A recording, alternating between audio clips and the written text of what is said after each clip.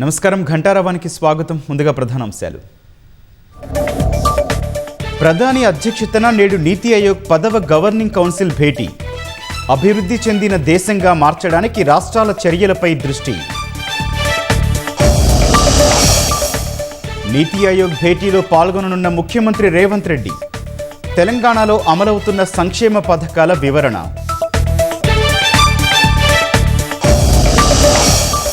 కేసీఆర్ దేవుడు, ఆయన చుట్టూ దెయ్యాలున్నాయన్న కవిత.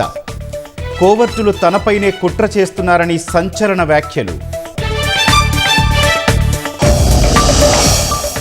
రాష్ట్రంలో ఒకే రోజు 3 లంచావతారాలు అరెస్ట్. డబ్బులు తీసుకుంటుండగా పట్టుకున్న ఏసీబీ అధికారులు.